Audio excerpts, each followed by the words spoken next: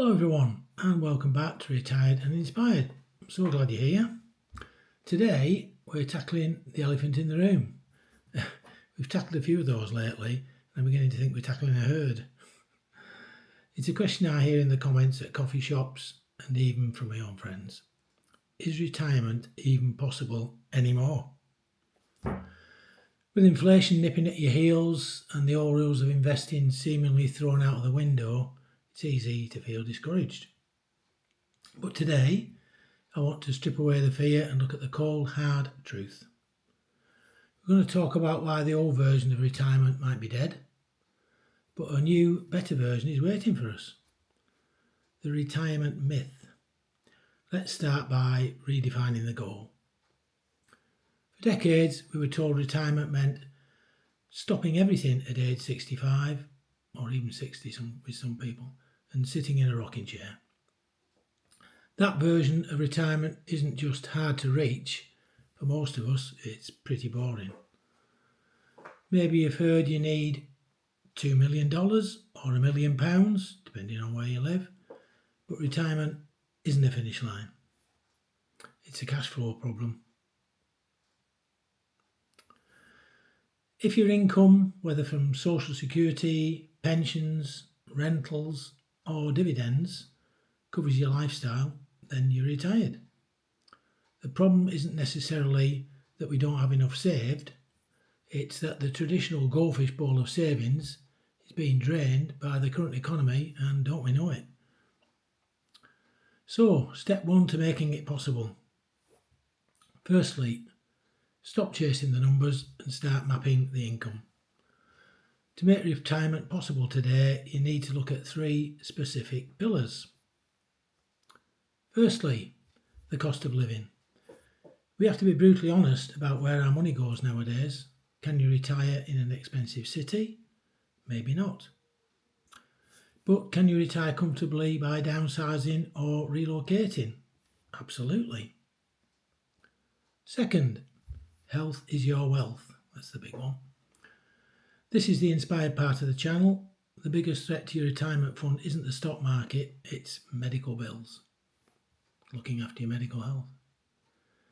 Investing in your physical health at 50 or 60 is literally a financial investment. Third, the side hustle or passion project. The modern retirement often includes a bridge job or a small business. Keeps the brain sharp and takes the pressure off your nest egg. Is it still retirement if you work 10 hours a week on something you love? I say yes. My wife works 10 hours a week, even though, like me, she's retired. But it gives us a break from each other and she thoroughly enjoys her job in an elderly person's home. While she's at work, I have some me time. When I finish the washing, hoovering and ironing, that is. If you think I'm joking, I'm not. I served 9 years in the Royal Navy. Therefore, I'm quite skilled in looking after my house husbandry, so to speak. Besides, it gives my wife a break from doing it constantly. Now let's speak about overcoming the fear. I know some of you are watching this and feeling behind.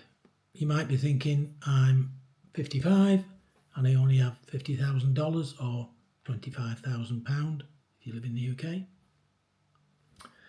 I want to tell you, it's never too late to pivot.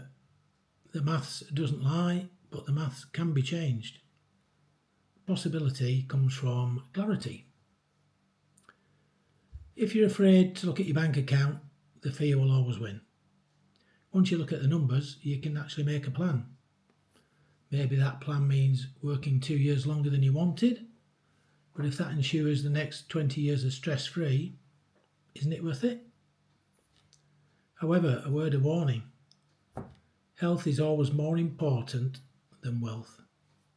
What toll would 2 years of extra work have upon your health? So, is retirement possible? Yes, but it looks different than it did for our parents. It requires more intention, more creativity, and a lot more inspiration, what this channel's all about. If you found this helpful, don't forget to subscribe. Please hit that like button. It really helps this community grow, and I want to hear from you in the comments. What's the one thing making you nervous about retiring? Let me know. Remember, don't just retire, get inspired, and I'll see you in the next one. Bye.